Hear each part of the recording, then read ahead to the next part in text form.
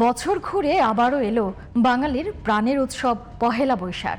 1433 বঙ্গাব্দকে বরণ করতে প্রস্তুত রাজধানী ঢাকা সহ সারা দেশ। ঢাকা বিশ্ববিদ্যালয়ের চারুকলা অনুষদ ও রমনার বটমূলে ছায়ানটের আয়োজনও প্রায় শেষ পর্যায়ে। র্যাব মহাপরিচালক জানিয়েছেন, ইফটিজিং সহ যে কোনো ধরনের অপরাধ কঠোর হাতে দমন করা হবে।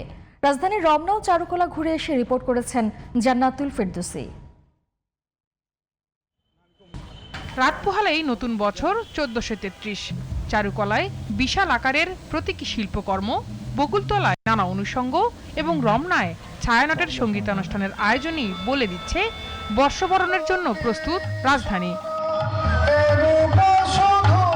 বাংলা বর্ষবরণের উৎসব ঘিরে রং তুলির ছোঁয়ায় রঙিন হয়ে উঠেছে ঢাকা বিশ্ববিদ্যালয়ের চারুকলা অনুষদ।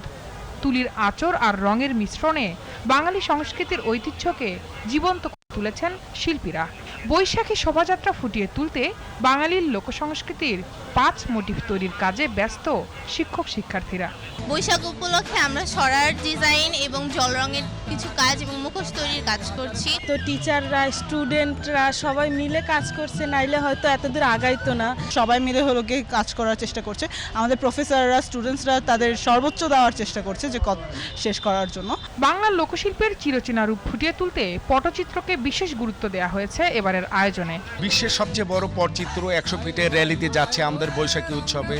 এই পটচিত্রে থাকতেছে আপনার গাজী কালু, চম্পাবতী, বেহুলা লক্ষিন্দর, বনবিবি, ময়মনসিংহ গীতিকা।